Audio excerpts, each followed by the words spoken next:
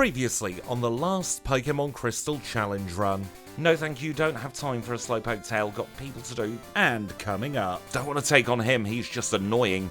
Today we're going to be running DODRIO, and this run has come about because I thought the most dangerous sentence in all of challenge running. I thought, I've had an idea. So I do have a rough idea of what I want to do for this DODRIO. We've learnt through many DODRIO challenges what the best kind of routing is, but picking 4 moves from the start means we won't have the flexibility that we sometimes have in our DODRIO challenges. So I've got to weigh up the pros and cons with which moves are going to be best, and I think I have done that. So we already start with 4 moves, so that means we can put them in the correct order. The first move is going to be Drill Peck. Drill Peck is a phenomenal move, especially early game. It's huge base power and really good PP. We are going for Tri Attack in slot number 2. That's going to be our early stab move, and it also gives us a chance to do some fun status conditions. In slot number 3, we are going for Hidden Power Water. So this is directly targeting those rock ground types, and it will also help a little bit at Jasmine. And then in slot 4, we will go for Return. That's going to be our main attacking move in the latter part of this challenge. So with that, we will now take a look at our Pokemon, and we have chosen Drill Peck, Tri Attack, Hidden Power Water, and Return.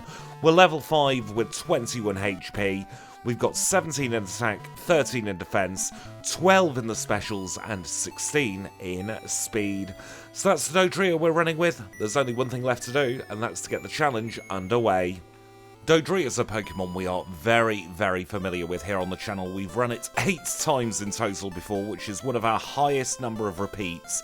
However, we've never given it a 4 moves challenge, and I think this is going to provide a couple of interesting bits of routing for us throughout this challenge. The first thing you may notice is we've gone for Hidden Power Water as opposed to something like Hidden Power Ground, and that is because Hidden Power Ground does not do the damage we want against our targets with Hidden Power.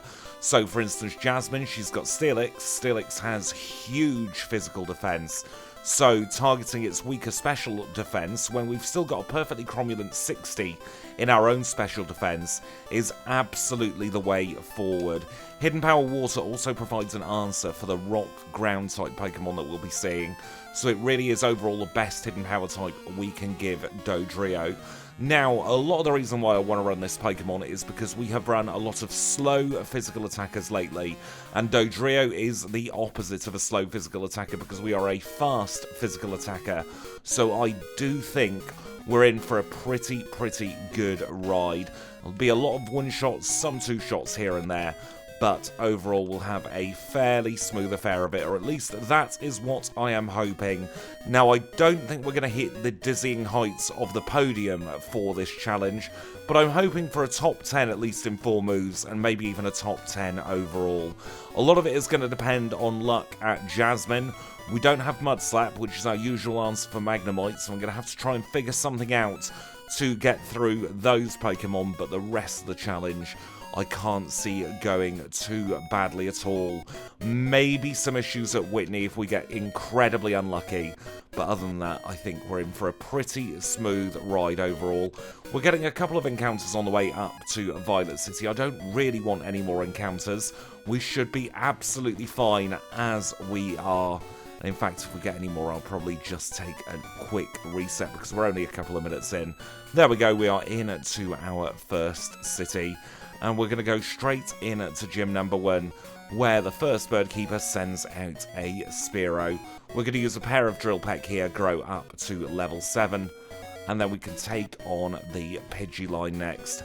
This one should be another easy battle, although we're not quite one-shotting, so we have consumed our first berry. That is a little bit annoying, but won't mean too much in the grand scheme of things. Growing up to level 8. And now we can take on Falkner. We'll just use a bit of an insurance potion there, just to ensure that nothing bad happens. He leads with Pidgey. We get the range there on the Pidgey. Onto the Pidgeotto. We'll do a Tri Attack here. 2 shots finishes it off, and we get through Falkner. Zephyr Badge in 2 minutes and 55 seconds. And I forgot to ask you, what would you give DODRIO? Would you go for this learn set, or would you go for something slightly different? I can definitely see arguments for both Hidden Power Fire and Hidden Power Ice alongside Hidden Power Water, and I can see a universe where you could potentially make something happen with Hidden Power Ground, but I think overall this gives us the best and most diverse coverage, which is what we need for our DODRIO, really. We're going to go into Union Cave now, and because we've got Hidden Power Water, we're going to take on the Rock Ground Trainers. This is going to give us some much needed defensive stat experience, and they are going to be one-shots. Sometimes you've got to battle Pokemon because they give good regular experience points, and other times, even though these Geodude are fairly trash with their regular experience points, they give a lot of stat experience. So it's weighing up the pros and cons about both particular types of experience in these challenges. Don't want to take on anyone else though in the Union Cave. Instead we'll grab this full heal. We will also pick up a couple of super potions because we are a bit of a glass cannon. We'll get some repels as well. Don't think we need to heal, so we'll go straight into Kurt's place. The beauty of running DODRIO is we have a lot of power points to play with, so we're not going to be needing to heal quite as often as we sometimes do. Get very lucky there with the first rat, but the second rat does end up quick attacking us. We're trying to avoid as many turns of damage as possible throughout the course of this challenge. The fewer turns of damage we take, the more likely we are to get a very fast time. We don't need the Quick Claw in this one either, which is an absolute relief, because that means we're less relying on luck than we have been with our more recent physical attackers. And it is a one-shot city at the moment as well, which is what we like to see. Growing up to 13 here, and we should be able to hopefully 2 or 3 shot this Coughing. It is a fairly bulky Pokemon, but then again, Drill Peck is a very good move. So we get through the rockets in just over 5 minutes. And now we have a pitifully easy gym to contend with. This is Bugsy's Bug-type gym, and we know what's going to happen here. It's going to be an absolute clean sweep. I am wondering whether we will even take any damage at all in this gym. It depends on just how much Drill Peck does against Scyther. We do have Falkner's Badge Boost for it, which is going to work in our favour. But who knows? We're about to find out. This is Bugsy. Gym leader number 2, Bug-type specialist, leads with Metapod. Obviously a one-shot on the Metapod. It is a one-shot on the Scyther, and that means we're getting damageless Gym number 2. That is Bugsy defeated, Hive Badge in 6 minutes and 7 seconds. That means we can leave here with our heads held high and go straight into Arrival number 2. This time he's going to lead with Ghastly. We've got Drill Peck, so we can one-shot it. We'll use Drill Peck against Zubat as well, and then we'll start off with a Tri-Attack against Croconaw, and we'll do a second one. I was hoping for a status condition there against Croconaw. That would have made the battle slightly quicker, but it didn't happen. Not the worst thing in the world, though, and that means we can start trekking our way through the Ilex Forest. Kinda disappointed that there's only one forest in the Johto games.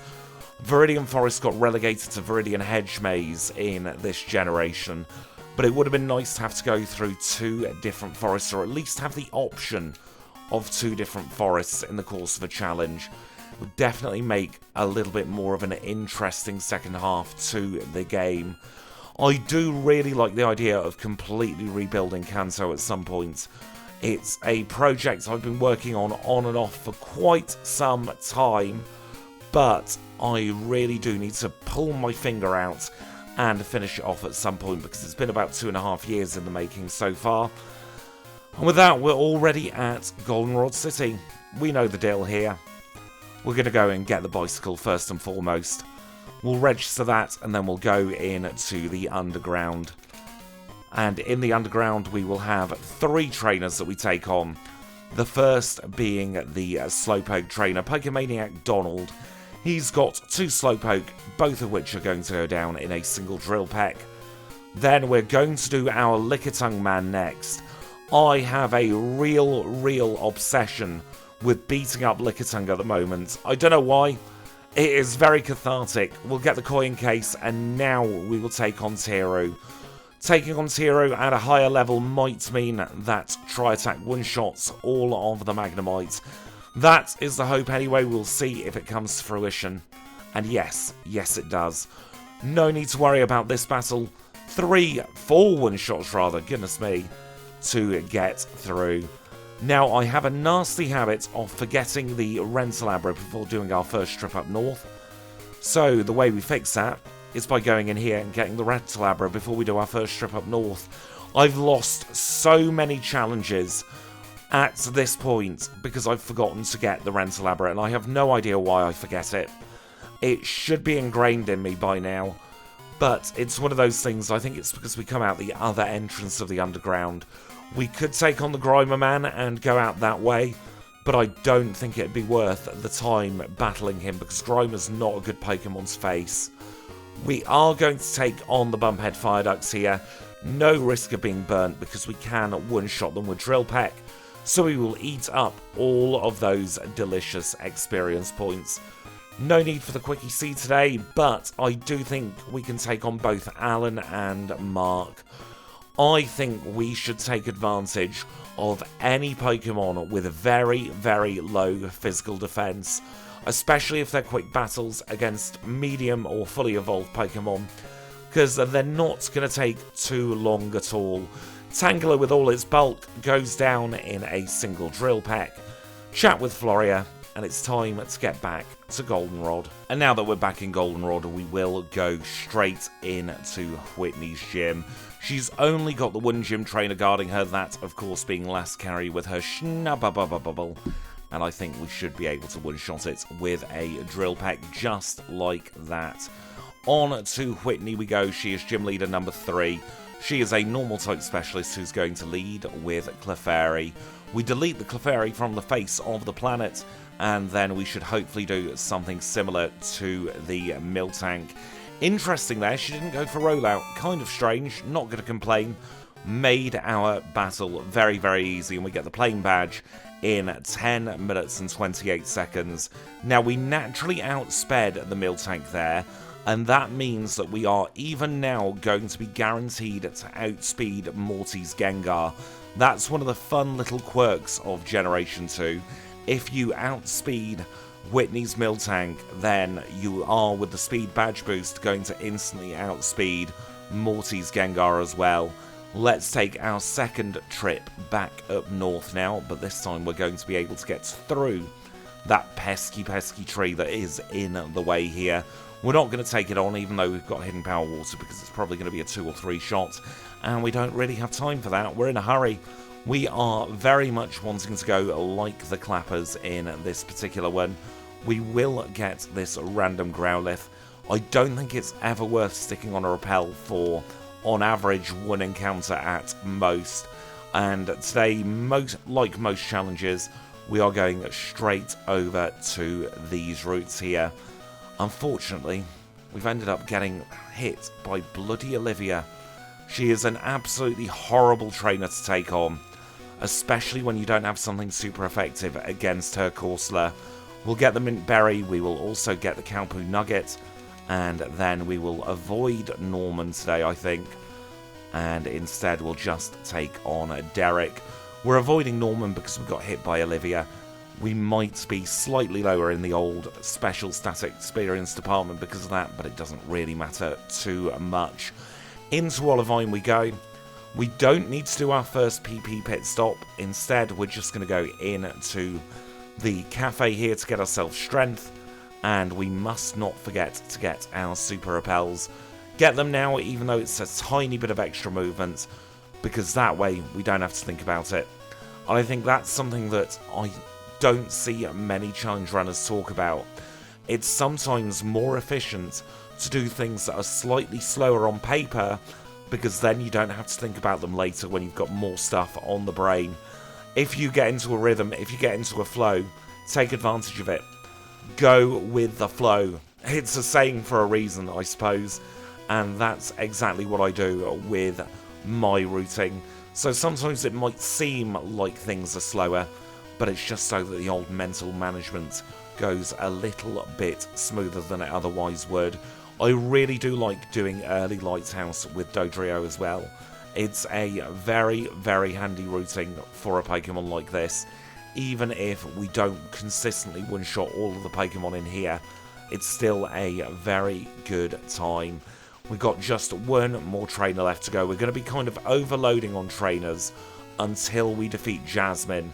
We want to get as many levels as we can for that Jasmine fight, because she is going to be one of our toughest battles, if not our toughest overall battle in this challenge.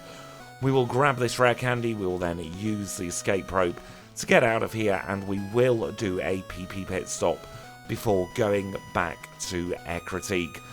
So let's now get on the bike and let's get our way all the way back there. We don't want to hit that sailor, and we definitely don't want to take on Toby today. Straight into the Burnt Tower next, where we will have a little chat with Usain, and I've decided we're not doing Rival 3 yet. We're doing Kimono Girls first. We need to get as many levels as we can for that fairly scary Magnemite, and we should be able to get a level or two fairly easily here in the Kimono Girls Dance Theatre. Both Drill Peck and Tri Attack, by the way, are both equal power at this moment in time. They're both base 135 power when you factor in both Stab and the badge boosts. Plus we have a little bit of a buff to our physical moves as well, courtesy of Falkner. And that is meaning that we're having a very, very easy time of it here at the Kimono Girls. We should be up to about 26.5 after defeating all of these, and that then means we will go and chat with the man staring at the stage. We will get ourselves Surf and the raft, and we'll make our way back into the Burnt Tower now. Sometimes changing routing on the fly like that is what you need to do in order to stay as safe as possible in this challenge. This is Rival 3. He is going to lead with his Haunter. Drill Peck's a one-shot on the Haunter, so we're not getting sworn at. Unfortunately, we're not able to one-shot Magnemite, but he goes for Supersonic. Zubat's next. Tri-Attack's a one-shot, and then we'll Tri-Attack the Croconaw, finish off with a Drill Peck, and that is a nice and easy Rival number 3. We will now fall through the floor. We shall release those beasts, and then it'll be time to get out of here. Let's use this escape rope and let us grab this HP up. Inevitably going to be selling this for vitamins a little bit later on. And now I've got the task of beating up a lot of ghosts. And now with all of the gym trainers taken care of, we can now beat up Morty's Pokemon. He's gym leader number 4, a dual ghost and poison type spectacular leader. Leads with Ghastly. I'm not even sure we need the Mint Berry for this battle, but we're holding it just as a little precaution. No, we don't need it. Growing up to 30 against Gengar. 4 one-shots here, an absolutely fantastic battle for DODRIO, and we obtain the Fog Badge in 17 minutes and 25 seconds. We've already taken care of the Kimono Girls. That means we can start heading east towards the Lake of Rage. Let us, at this point, put the Super Repels up into a more sensible position. And I think because we need all the levels we can get, it's time to take on Miller.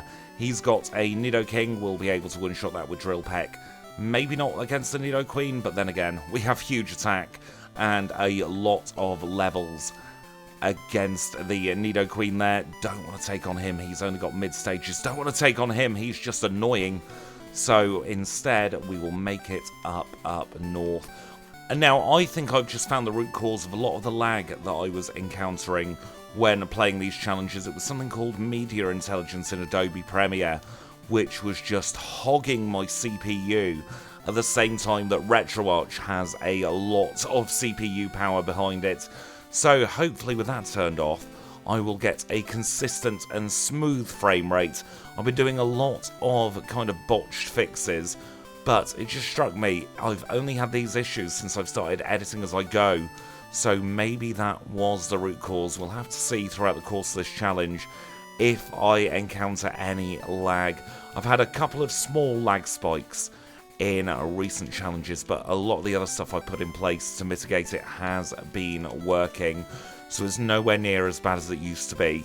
I don't think I ever explained, by the way, how I do my lag compensation. I've got a little Python script running in the background that analyzes the frames per second out of RetroArch, and it's linked up to my timer software, and then it tells me what time I should be on as opposed to what time is being displayed.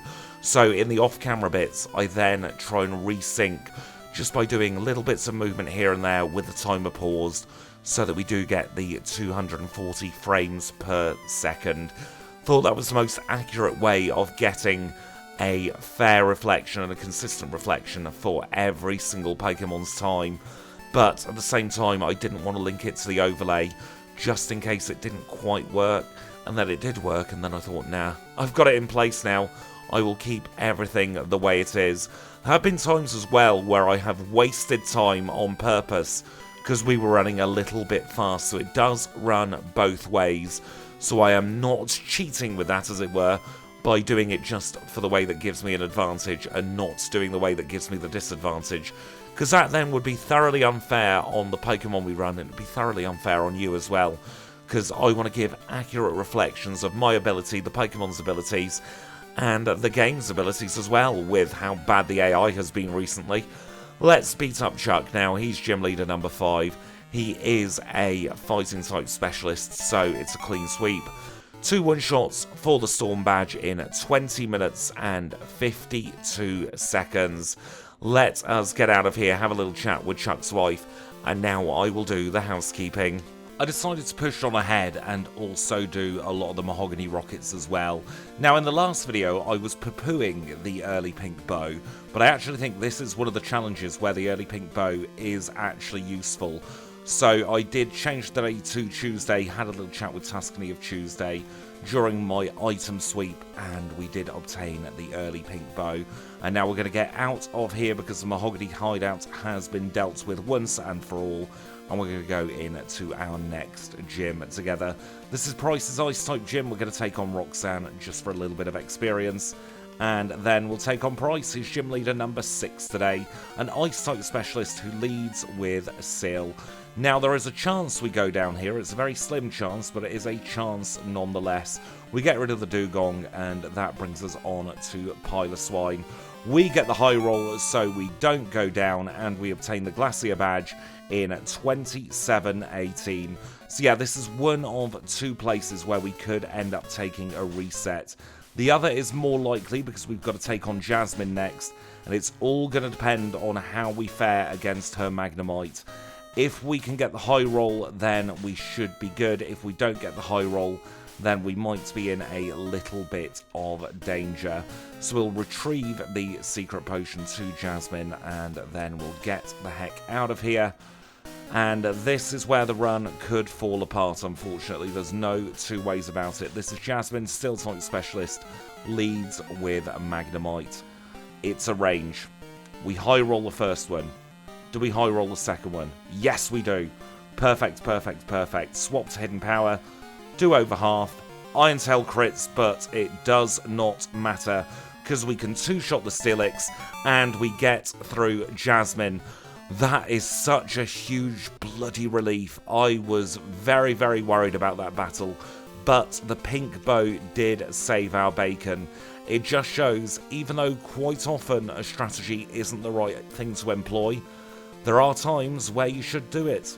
You've got to be able to be a very adaptive player to do a challenge run. You've got to know what you're up against and what is the most likely quickest way to get through your obstacles. Nothing is a given in Gen 2, unlike other generations engines, especially Gen 3. It's all about chances and rolls in Gen 2 when it comes to the enemy AI, so you've got to work around that more so than in the other generations, but that's part of why I love Gen 2 so much, because there is a lot of luck involved and a lot of kind of weighing up the pros and cons you don't really get in those later generations because it gets a little bit too predictable for me. I always like a bit of randomness when it comes to the challenge runs because it makes it much, much, much more interesting for me as a player, especially because it means I know there is a chance sometimes that even when things look hopeless, the AI could do something completely bonkers and end up handing us the win on a plate. That's exactly what's happened in a few challenges lately, and it just depends on how generous the AI wants to be. Sometimes it'll be very generous and give it to us straight away. Other times we've got to wait a little bit. But that does also mean we have saved our Purr's Cure Berry, so we don't need to use it quite yet. And we got past that horrible spinner that I always get caught by, risking it for a biscuit to get the PP up. Let's get ourselves over to Goldenrod. And now the strategy for the next part of the challenge changes quite significantly. We've got through the one trainer who could have caused us great issues. So now we don't really need to take on any extra battles, and it's going to be about going as quickly as we can. That means we're probably not going to take on anyone on the route up to Victory Road. We'll only take on Beth. Oh goodness me. Press the wrong button there. I'm so used to Drill Peck being in top slot for this battle. We took an extra turn there, but it shouldn't make any great difference to the challenge. It'll only be about 5 seconds that we lost there, and that isn't the worst thing in the world. But that does take us through the 4th rival battle, and now we've got even more of these bleeding rockets to take on. They're all under-leveled, they all have nothing to add to the challenge, so we're just going to skip ahead to the end. There we go, we're at the very top of the radio tower with one last executive. This will be another set of one-shots like it has been throughout all of the rocket section. The only damage we have taken in recent times was against the rival, and some of that was self-inflicted. We get through, then the director comes in to the top of the radio tower, gives us a clear bell. One day we'll find out what that's for, but today is not the day. We don't need the pink Bowmery, thank you for the offer, but we've got one ourselves. We do, however, still need the radio card, so it is 112, 1 and 2 to get ourselves a radio card, and then we can leave Goldenrod once and for all. We never have to think of the big city again. Instead, we'll go to a small little mountain town, which likes to call itself a city, where we only have one thing on our mind, and that is a victory against Claire. We are in the Dragon Gym, and this should be a fairly simple gym. Hoping beyond hope that we might even be able to one-shot Kingdra. That might be a bit of a pipe dream, we shall have to see. We are going to use Return as our main attacking move now for most of the rest of this challenge, and it really is putting in the work already. As and when we can, though, we will preserve some of our Return PP by using Tri-Attack against some of the slightly weaker Pokemon, growing up to level 46 there. Oh, we haven't used Strength yet, goodness me. Getting a little bit ahead of myself, aren't I? Just shows I'm excited to beat up Claire. I really want to get a good battle against her. We will avoid Mike today. We want to try and avoid as many optionals as possible now. We will take on Lola, though. We kind of have to. We've got no choice. And again, very simple battle. We're not going to get paralysed by Claire's Dragonair. I'm not sure about her Kingdra, though. This is Claire. She is our final Johtonian leader. Leads with 3 Dragonair. We know the drill here. We one-shot all of them with Return. We've got the pink bow boosting us, even though we probably don't need it. And what about the Kingdra? Yes, we one-shot. Absolutely fantastic, DODRIO. That is what we like to see. We can now leave here with our heads held high, knowing that we have defeated Claire very easily. Let's get ourselves into the Dragon's Den. We've got this horrible dick to deal with now. Dick Darren with his Dragonair. We get rid of him. And we'll also pick up the Max Elixir. We don't need too many on this challenge, because we have a lot of power points to play with. But it's still good to get that one there, seeing as it's literally en route. 112, 1 and 2 is the answer to this survey, much like it is for the radio card. And we are getting sub 40 minutes, Claire. 39:01 for the Rising Badge. We are on a very good pace. I think this is our best DODRIO pace to date. And we are now going to try and keep it up as we make our way towards Victory Road. Gotta get the call from Elm, we'll ignore him for now, and we'll go straight into Kanto. First thing we'll do is surf up the waterfall. By the way, if you're wondering why he doesn't speak to us, I pick up the rare candy during the housekeeping section because I find It's a little bit quicker because you can then air balloon back into Johto. So I've found that is slightly more efficient than doing it on your second sweep through. Just gives you a little bit more flexibility when it comes to movements. We don't want to take on Inevitable Joyce today. We don't want to take on him either. But we have to take on Beth, unfortunately. No two ways about it, but it'll be a very quick battle. One shot with her Rapidash. We will grab this Max Elixir. We'll do the loop-de-loop. And it is into Victory Road we go. The Repel's about to wear off, so it's at this point I will swap to the Peruscure Berry for the next battle. We will also stick on a Super Repel, and we will start making our way through a relatively mediocre Victory Road, let's be honest about it. It's not a fancy Victory Road, much less annoying than Kanto's Victory Road in Gen 1 and Gen 3. Let's now take on the final rival. Leads with Sneasel, goes down in 1. Up next is Magneton. We'll try attack on turn 1. That is why we're holding the Peruscure Berry, and we'll finish it off on turn 2. Return for the Golbat is a one-shot. Drill Pack on the Haunter is also a one-shot, growing up to 48. Returns a one-shot on Kadabra, and we're probably going to range this for Alligator. Yeah, kind of inevitable, seeing as we didn't have the pink bow, but still a very good rival battle. Let us now re-equip this pink bow, and we will make our way into Victory Roads. Pokemon League, I suppose. Let us get some full restores, and now we will pause the timer to look at our stats going into the league. We are level 48 with 115 HP. We are holding the pink bow with Return, Tri-Attack, Hidden Power, and Drill Peck. 146 in attack, 99 in defense, 97 in the specials, and 129 in speed. Those, of course, are just the out of battle stats. We will get a big buff in a moment, as we'll see against Will. Now, as for this league, I think we'll crush it. Maybe Karen could cause some issues, maybe Lance if we don't one-shot his Dragonites, but I am playing around the assumption that we will one-shot all of his Dragonites, or at least the 2 level 47s. We'll have to see if that is how it pans out. And the only way to find out is to get ourselves into the league. First league member is Will. He is a Psychic-type specialist. He's going to lead with Zato. We're going to try and use as many Tri-Attack and Drill Pecks as possible to preserve our returns for the later league members. Some Pokemon, though, we will have to use a slightly stronger move. Very glad that the Slowbro there used Amnesia as opposed to Curse, because that could have meant we ended up in 3-shot range. We can Drill Peck this Executor, and that was a very, very nice Will. Time of 41.53. Let's move on to Koga. He is our second league member. He is a Poison-type specialist, going to lead with Ariados. We'll use a Drill Peck against the Ariados. We'll knock it out in 1. Here comes Fortress. Now it doesn't become a bomb, and we 2-shot it, so we can now relax a little bit for the rest of this battle. We high roll there against the Muck, taking it out in a single hit. We outspeed the Crobat, we knock it out in 1 as well, and we can finish off the Venomoth. Good stuff. Koga is defeated. Time of 42.26. Third up is Bruno. He is a fighting-type specialist who's going to lead with Hitmontop.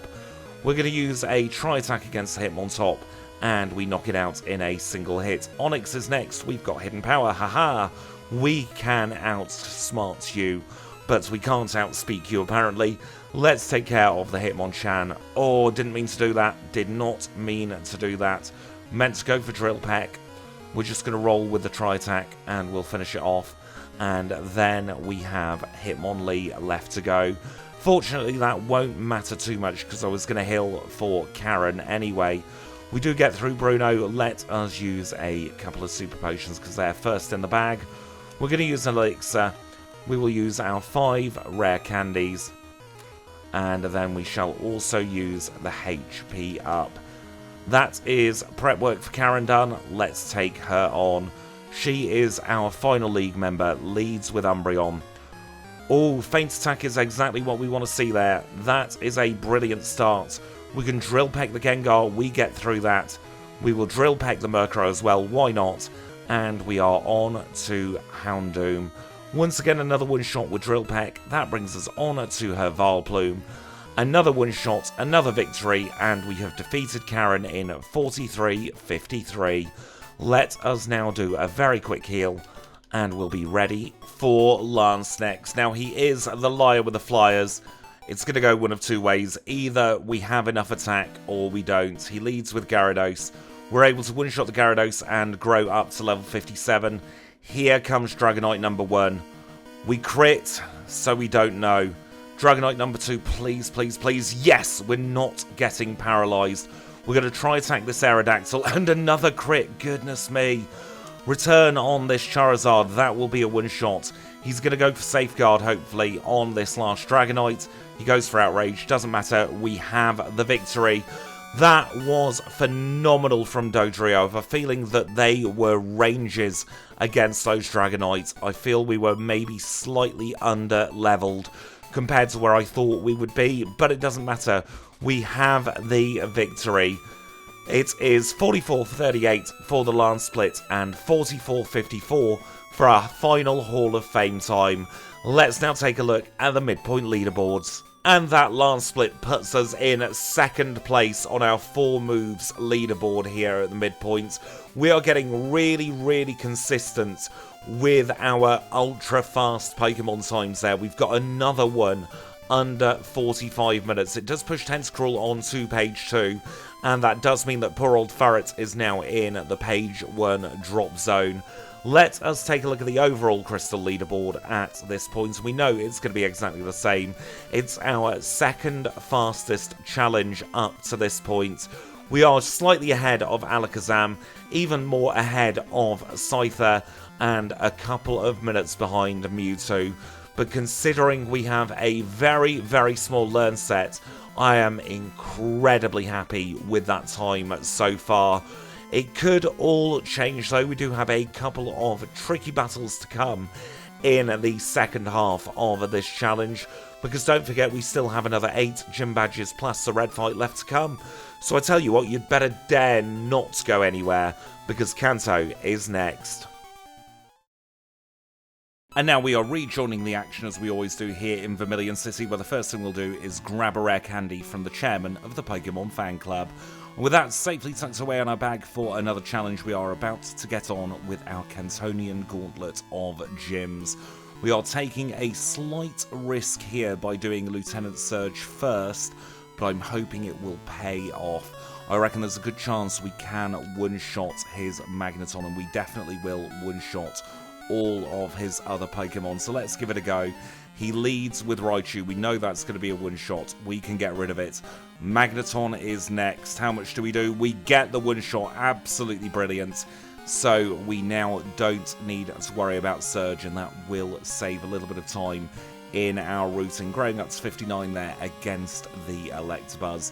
And, of course, we outspeed everything. 123 is his max speed. We had 178. Thunder Badge in 4709. Our next trip is going to be into Saffron City, where we are going to take on Sabrina next. She is the Psychic type specialist of Saffron, and she's going to lead with her Espeon. And the good thing is, this is going to easily be a bunch of one-shots here. We say goodbye to Espeon, Mr. Mime, and Alakazam to get another very, very quick gym battle all out of the way. Marsh Badge in 4740. Let's leave and let us do a very quick cycle now over to Celadon City. I didn't dip into the Pokemon Center there. I must dip in there. It saves a little bit of time for the menuing in a moment. Not going for the leftovers today. Absolutely 0 points in that. We have no bulk as it is, so we should play around being very much a glass cannon. That means we are going into gym number 3 straight away. This is Erica's grass type gym. She's got an awful lot of trainers to get through, but we won't need to use super effective moves for the lion's share of the Pokemon in this gym. And that means we'll save a nice bit of time. Now, I am very, very happy at the moment to be running a fast physical attacker as opposed to those slow ones, because I am much more relaxed about the red fight that's coming up. Let us take on Erica. She is gym leader number 3 here in Kanto. She is a grass type specialist, leads with Tangler, it goes down in 1. Same thing happens to the Jumpluff, and she brings out her victory bell next. 3 one-shots to get us started, and we'll try attack the Blossom. No need to use any super effective moves there, and that gives us a rainbow badge in 49 minutes on the nose. Let's get out of here, let's chop down this tree, and it's time to go down Cycling Road. This is a really nice bit of movement once you get used to it. It's so quick. We've got Birdkeeper Bob acting as a pseudo-mandatory for Janine coming up. We don't quite get level 61 off him, but we still one-shot his Noctowl nonetheless. And that brings us in to Janine's gym. She is the poison type specialist of Fuchsia City. Leads with Crobat. It's a one-shot on Crobat growing up to 61. We're going to swap to Drill Peck now for the rest of this battle, just so that we've got a few returns in the bag should we need to use them before we get our next heal point. That was a very quick Janine. I don't think she even bothered using the X attack, the dire hits rather, not the X attack, and she saves her money for another day.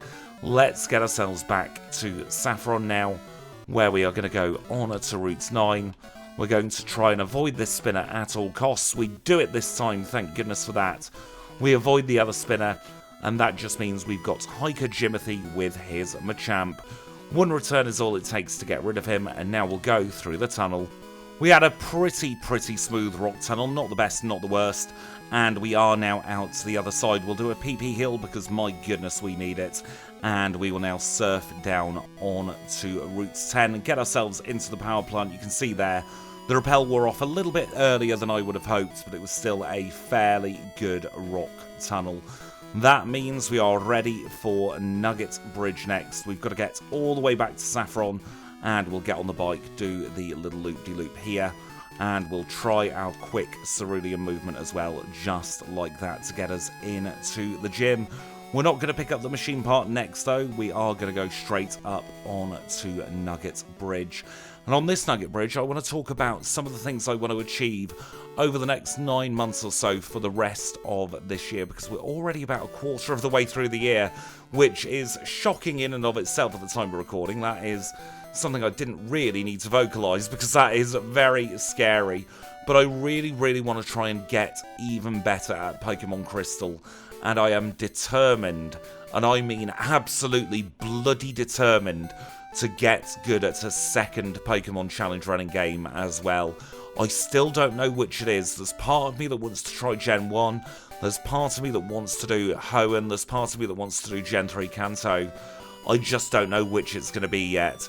But by the end of the year, I want to be very comfortable in a secondary game, to the point where I don't have to have all kinds of extra info on my second screen guiding me through things like maps for the caves, things like reminders of important trainers, what items they have, maps for rare candies, all that kind of stuff. I don't want to have to do that. We'll have to see which game it ends up being. I'm planning over the summer to try out, maybe in my own time, maybe on stream, a bit of a marathon session of playing through all 3 of the potential games to see which tickles my fancy the most. I really love the idea of going back to Hoenn. I've said it a few times. I fell in love with Pokemon truly when the Hoenn games were released. They've got a very soft spot for me, but they are very long. Like I said, we will all have to see. I've not tried a live voiceover commentary with Hoenn games yet. That might be the key to making the videos a lot more enjoyable to produce, but it is still up in the air. In the meantime, we'll beat up Misty, take her lunch money, and obtain the Cascade badge in 53:30. 1 machine part acquired. We will now rent a Labra back to route number 10, and we avoid the grass there. Stick on a Max Repel. We'll stick those up to top spot now at this point, and we shall return that machine part to the manager of the power plant. He's going to be very happy with us, even though it is soaking wet and full of chlorine. And now we'll leave. With that, we go over to Lavender Town next. We will have a little chat with the director of the radio tower here, get the X-Pen card, and that means just one thing. We are going into the other half of Kanto. Let us open up the Pokegear, get on to the Pokeflute, wake up this pesky Snorlax. We could probably one-shot it, but we're going to run anyway because we're a wimp. And now we are in the other half. Ooh, that's a nasty repel wearing off spot. 3-drill, no. We don't need you. I'm sorry, but there's nothing we can do to battle you on this challenge. Now, this could be a fairly tricky gym. We are probably going to lose some time against the fossils. We shall have to see what goes on. He is Brock. He is our next gym leader. He leads with Graveler. Hidden Power Water's a one-shot on Graveler, no doubt about that. Same with the Onix. Who is next? We've got Rhyhorn. We're getting all the rock grounds out of the way to begin with. On to the Armor Star. Surf deals a little bit of damage. I wonder if Return is our more optimal move here. How about Kabutops? Yes, we one-shot. That was a very quick Brock. Very, very good considering we didn't have anything great for him. 3-drill, please cooperate. Thank you. Learnt his lesson from the way up there. Let us get into Viridian now. We want to go this way, actually. Stick on a Max Repel, Air Balloon up to Viridian City, and down we go through Route 1. We'll do a little bit of a surf here, get ourselves past that swimmer. We'll pick up the rare candy, we'll have a little chat with Blue as well, and we'll then make our way over to the Seafoam Islands. Blue, stop yakking your talking absolute nonsense that we've seen many times. Did the good rooting there, get ourselves into Blaine's gym, and we shall take him on. He's a fire-type specialist who leads with Magcargo. Magcargo is quad weak to water, so it goes down in 1. And then we've got 2 Pokemon who we can just try attack to get rid of.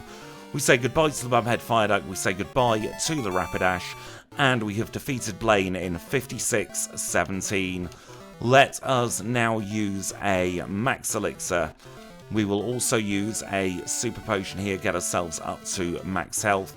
Max Repel and Rentalabra getting us back to Viridian. Bonk into that NPC there. Didn't really want to do that, but not much we could do. Time for Blue, final gym leader. He leads with Pidgeot. We've got a better bird than you, Blue, so you go down in 1. Rhydon's next. Hidden Power Water is a one-shot. That is sweet relief there. We can try attack the Alakazam. We will use a Return against the Gyarados. Hope he goes for Rain Dance if he survives. Probably should have swapped to a different move there. Wasn't really thinking, but we crit, so it does not matter. I think it's going to be a range against this Arcanine as well. Oh, not great, but that is the end of the healing loop. We one-shot on our next turn. Out comes Executor. We'll swap to Drill Peck. We will guarantee the one-shots here, and that is Blue defeated. Earth Badge acquired in 57-25. Let us now very quickly use a full restore. We will use an elixir and we will air balloon up to Pallet. Have a very quick chat with Professor Oak. He's going to tell us that we've only caught 1 Pokemon, but he doesn't care because he is letting us go to Silver Cave.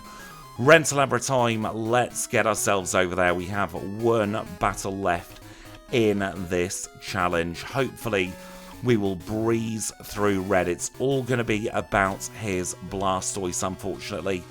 Let us very quickly use another Max Repel. Just going to do the cycling movement here, dip in and out of there. And now we are going to get this 1 last rare candy. Hopefully that and the extra rare candy I picked up will be enough. I'll candy and get through the first room and we'll meet up for Red. I have never been quite so stressed trying to speed my way through Silver Cave, but we did get through, and now we are ready for Red. It's going to come down to this. If we get hit by Blizzard, we have to take a reset. If Blastoise uses Rain Dance, I think we get the win. So let's not hold back. This is Red, the final trainer of the challenge. He leads with Pikachu. We know that's a one-shot. Out comes the Blastoise. Please cooperate. Rain Dance, yes. That is what we want. Espeon's next. We use return. We knock it out. We have Snorlax. If he goes for Body Slam, it might all be over, but he goes for Amnesia. 2 shots gets rid of it. We have Charizard. Please do not burn us. We don't want to get burnt. That is absolutely fine. We just have Venusaur left to go. We'll go for Drill Peck. We range it, but he takes in Sunlight, and we have defeated Red in 59 minutes and 17 seconds. What a good run from DODRIO. We are finally under an hour with it. Let's take a look at that leaderboard. And on our 4 moves leaderboard, we have stayed in 2nd place. We beat Scyther by 5 seconds, and we beat Alakazam by 13 seconds.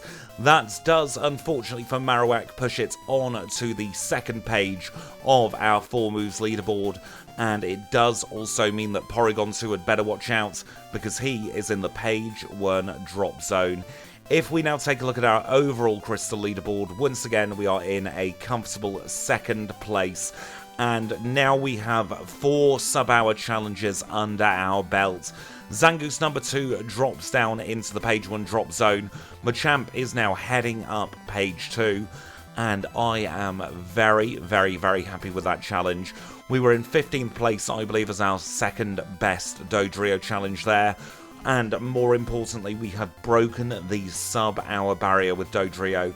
I always knew it was possible. I always knew it was going to be risky and come down to a lot of luck. But the stars aligned in this challenge. We had a very clean Jasmine. We had a very clean Lance as well. We didn't get paralysed at all throughout the course of this challenge, barring that one time where we were holding the Persecure Berry. Lieutenant Surge played ball. Even though we lost a little bit of time at blue, we still had a very good run. And that does now also mean we've completed our next page. Our next challenge is going to be starting a new page for poor old Shuckle. Or at least I'm hoping it's poor old Shuckle that gets on to that next page. But anyway, we're done for this one. I am waffling. Hope you've had fun. If you have, make sure to subscribe, leave a like, leave a comment, all the YouTube stuff. And I will say thank you all so much for watching. And I'll catch you all very, very soon.